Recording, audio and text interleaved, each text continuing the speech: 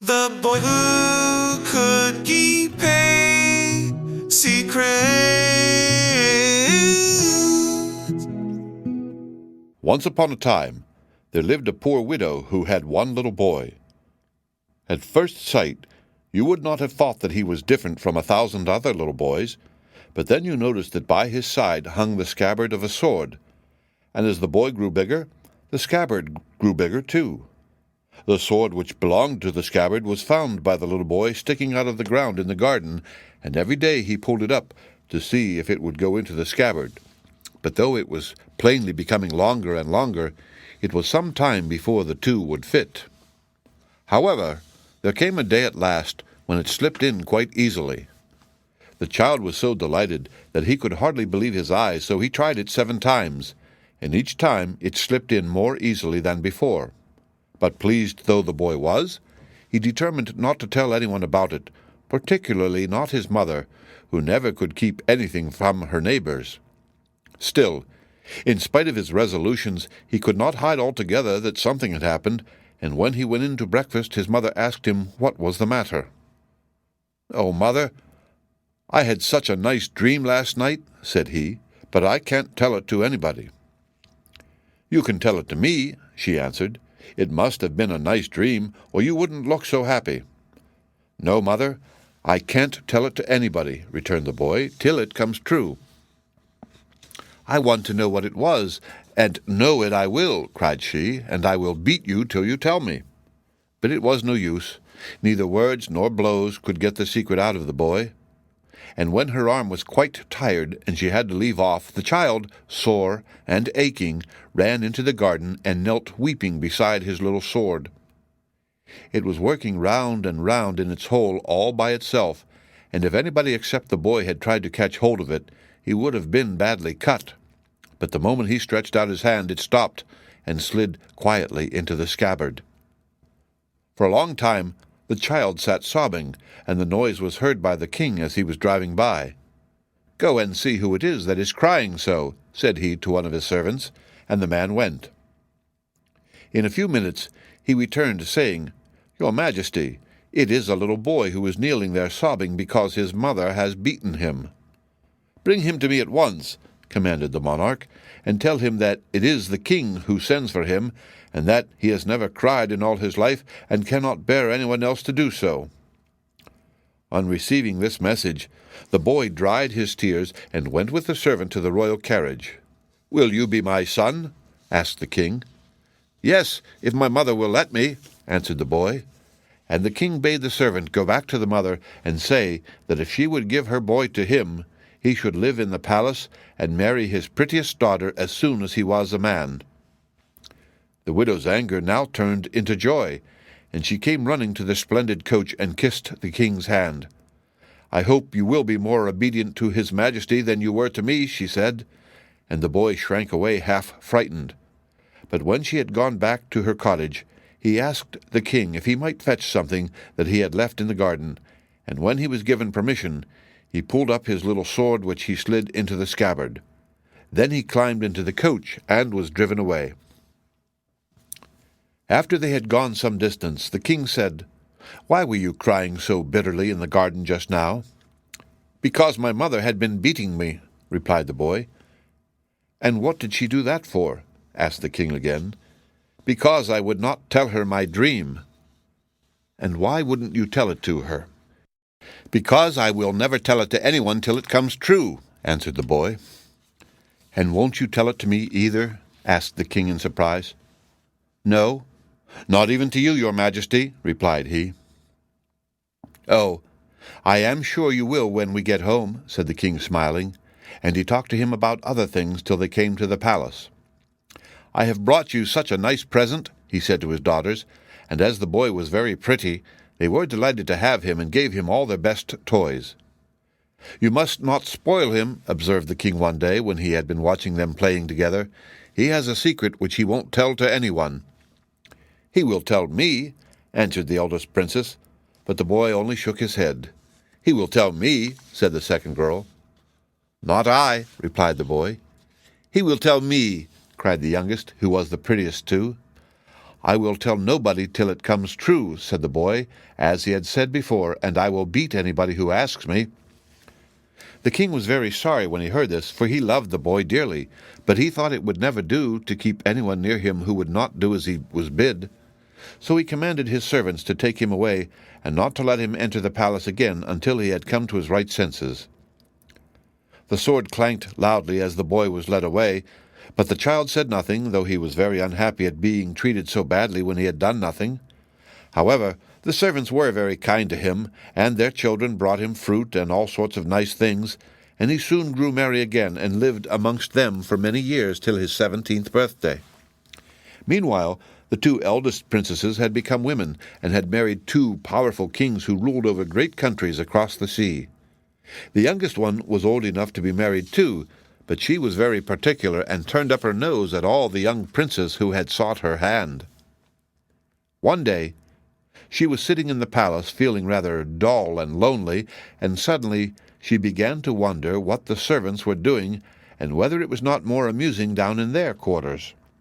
The king was at his council, and the queen was ill in bed, so there was no one to stop the princess, and she hastily ran across the gardens to the houses where the servants lived. Outside she noticed a youth who was handsomer than any prince she had ever seen, and in a moment she knew him to be the little boy she had once played with. "Tell me your secret, and I will marry you," she said to him. But the boy only gave her the beating he had promised her long ago when she asked him the same question. The girl was very angry, besides being hurt, and ran home to complain to her father. "If he had 1,000 souls, I would kill them all," swore the king. That very day a gallows was built outside the town, and all the people crowded round to see the execution of the young man who had dared to beat the king's daughter. The prisoner, with his hands tied behind his back, was brought out by the hangman, and amidst dead silence his sentence was being read by the judge, when suddenly the sword clanked against his side. Instantly a great noise was heard, and a golden coach rumbled over the stones with a white flag waving out of the window. It stopped underneath the gallows, and from it stepped the king of the Magyars, who begged that the life of the boy be spared. "Sir, he has beaten my daughter, who only asked him to tell her his secret. I cannot pardon that," answered the princess's father. "Give him to me. I'm sure he will tell me the secret, or if not, I have a daughter who is like the morning star, and he is sure to tell it to her." The sword clanked for the third time, and the king said angrily, "Well, if you want him so much, you can have him, only never let me see his face again." And he made a sign to the hangman. The bandage was removed from the young man's eyes, and the cords from his wrists, and he took his seat in the golden coach beside the king of the Magyars. Then the coachman whipped up his horses, and they set out for Buda. The king talked very pleasantly for a few miles, and when he thought that his new companion was quite at ease with him, he asked him what was the secret which had brought him into such trouble. "That I cannot tell you," answered the youth, "until it comes true." "You will tell my daughter," said the king, smiling. "I will tell nobody," replied the youth, and as he spoke the sword clanked loudly. The king said no more, but trusted to his daughter's beauty to get the secret from him. The journey to Buda was long, and it was several days before they arrived there. The beautiful princess happened to be picking roses in the garden when her father's coach drove up. "Oh, what a handsome youth! Have you brought him from fairyland?" cried she, when they all stood upon the marble steps in front of the castle. "I have brought him from the gallows," answered the king, rather vexed at his daughter's words, as never before had she consented to speak to any man. "I don't care where you brought him from," said the spoilt girl. "I will marry him and nobody else, and we will live together till we die." "You will tell another tale," replied the king, "when you ask him his secret. After all, he is no better than a servant." "That is nothing to me," said the princess, "for I love him. He will tell his secret to me, and will find a place in the middle of my heart." But the king shook his head, and gave orders that the lad was to be lodged in the summer-house. One day, about a week later, the princess put on her finest dress, and went to pay him a visit. She looked so beautiful that, at the sight of her, the book dropped from his hand, and he stood up, speechless. "Tell me, She said coaxingly, "What is this wonderful secret? Just whisper it in my ear, and I will give you a kiss." "My angel," he answered, "be wise and ask no questions if you wish to get safely back to your father's palace. I have kept my secret all these years, and do not mean to tell it now." However, the girl would not listen, and went on pressing him till at last he slapped her face so hard that her nose bled. She shrieked with pain and rage, and ran screaming back to the palace where her father was waiting to hear if she had succeeded. "I will starve you to death, you son of a dragon," cried he, when he saw her dress streaming with blood, and he ordered all the masons and bricklayers in the town to come before him. "Build me a tower as fast as you can," he said, "and see that there is room for a stool and a small table, and for nothing else." The men set to work, and in 2 hours the tower was built, and they proceeded to the palace to inform the king that his commands were fulfilled. On the way they met the princess, who began to talk to one of the masons, and when the rest were out of hearing, she asked if he could manage to make a hole in the tower which nobody could see, large enough for a bottle of wine and some food to pass through. "To be sure I can," said the mason, turning back, and in a few minutes the hole was bored. At sunset, a large crowd assembled to watch the youth being led to the tower, and after his misdeeds had been proclaimed, he was solemnly walled up. But every morning the princess passed him in food through the hole, and every third day the king sent his secretary to climb up a ladder and look down through a little window to see if he was dead. But the secretary always brought back the report that he was fat and rosy. "There is some magic about this," said the king. This state of affairs lasted some time, till one day a messenger arrived from the Sultan bearing a letter for the king, and also 3 canes. "My master bids me say," said the messenger, bowing low, "that if you cannot tell him which of these 3 canes grows nearest the root, which in the middle, and which at the top, he will declare war against you." The king was very much frightened when he heard this, and though he took the canes and examined them closely, he could see no difference between them. He looked so sad that his daughter noticed it and inquired the reason. "Alas, my daughter," he answered, "how can I help being sad? The Sultan has sent me 3 canes, and says that if I cannot tell him which of them grows near the root, which in the middle, and which at the top, he will make war upon me, and you know that his army is far greater than mine." "Oh, do not despair, my father," said she. "We shall be sure to find out the answer." And she ran away to the tower, and told the young man what had occurred. "Go to bed as usual," replied he, "and when you wake, tell your father that you have dreamed that the canes must be placed in warm water. After a little while one will sink to the bottom, and that is the one that grows nearest the root. The one which neither sinks nor comes to the surface is the cane that is cut from the middle, and the one that floats is from the top." So the next morning the princess told her father of her dream, and by her advice he cut notches in each of the canes when he took them out of the water, so that he might make no mistake when he handed them back to the messenger. The Sultan could not imagine how he had found out, but he did not declare war. The following year the Sultan again wanted to pick a quarrel with the king of the Magyars, so he sent another messenger to him with 3 foals, begging him to say which of the animals was born in the morning, which at noon, and which in the evening. If an answer was not ready in 3 days, war would be declared at once. The king's heart sank when he read the letter. He could not expect his daughter to be lucky enough to dream rightly a second time, and as a plague had been raging through the country and had carried off many of his soldiers, his army was even weaker than before. At this thought his face became so gloomy that his daughter noticed it and inquired what was the matter. "I have had another letter from the Sultan," replied the king, "and he says that if I cannot tell which of the 3 foals was born in the morning, which at noon, and which in the evening, he will declare war at once."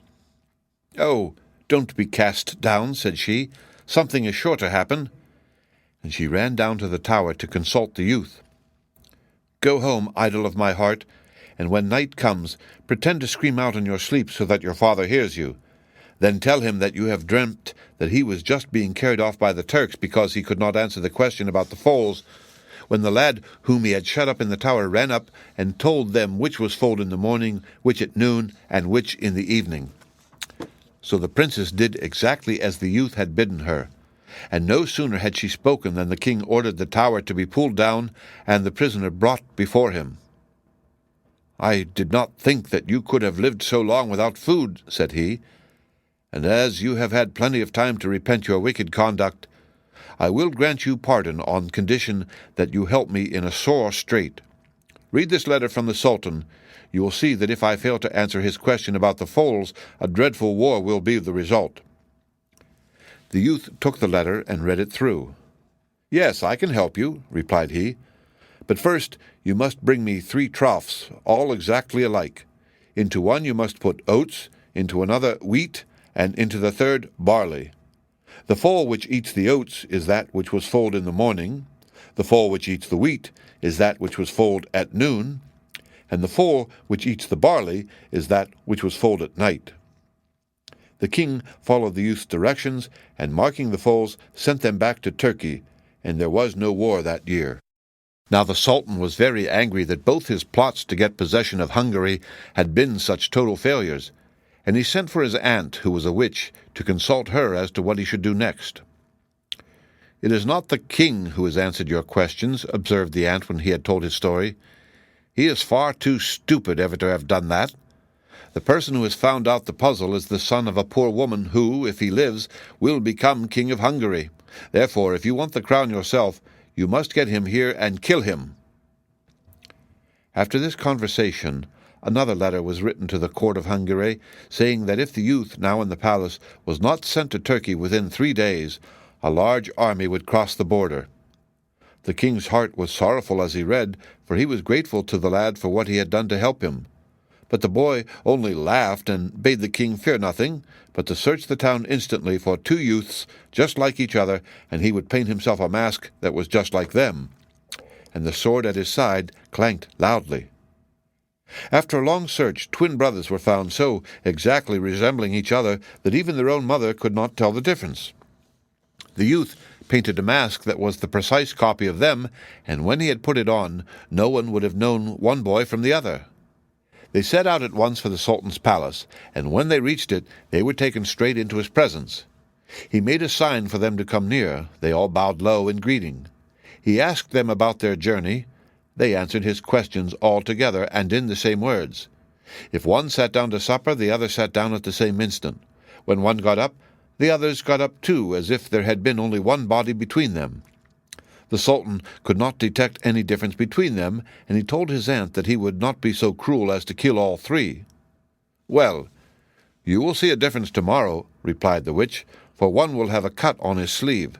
That is the youth you must kill." And 1 hour before midnight, when witches are invisible, she glided into the room where all 3 lads were sleeping in the same bed. She took out a pair of scissors and cut a small piece out of the boy's coat sleeve which was hanging on the wall, and then crept silently from the room. But in the morning the youth saw the slit, and he marked the sleeves of his 2 companions in the same way, and all 3 went down to breakfast with the Sultan. The old witch was standing in the window, and pretended not to see them. But all witches have eyes in the backs of their heads, and she knew at once that not 1 sleeve but 3 were cut, and they were all alike as before. After breakfast, the Sultan, who was getting tired of the whole affair and wanted to be alone to invent some other plan, told them they might return home. So, bowing low with one accord, they went.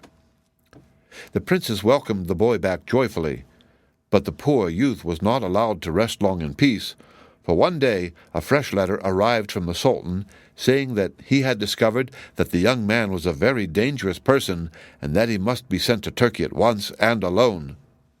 The girl burst into tears when the boy told her what was in the letter which her father had bade her to carry to him. "Do not weep, love of my heart," said the boy. "All will be well. I will start at sunrise tomorrow." So next morning at sunrise, the youth set forth, and in a few days he reached the Sultan's palace. The old witch was waiting for him at the gate, and whispered as he passed, "This is the last time you will ever enter it." But the sword clanked, and the lad did not even look at her. As he crossed the threshold, 15 armed Turks barred his way with the Sultan at their head. Instantly the sword darted forth and cut off the heads of everyone but the Sultan, and then went quietly back to its scabbard. The witch, who was looking on, saw that as long as the youth had possession of the sword, all her schemes would be in vain, and tried to steal the sword in the night. But it only jumped out of its scabbard and sliced off her nose, which was made of iron. And in the morning, when the Sultan brought a great army to capture the lad and deprive him of his sword, they were all cut to pieces, while he remained without a scratch. Meanwhile, the princess was in despair because the days slipped by and the young man did not return, and she never rested until her father let her lead some troops against the Sultan. She rode proudly before them, dressed in uniform, but they had not left the town more than a mile behind them when they met the lad and his little sword. When he told them what he had done, they shouted for joy and carried him back in triumph to the palace, and the king declared that as the youth had shown himself worthy to become his son-in-law, he should marry the princess and succeed to the throne at once, as he himself was getting old, and the cares of government were too much for him. But the young man said he must first go and see his mother, and the king sent him in state with a troop of soldiers as his bodyguard.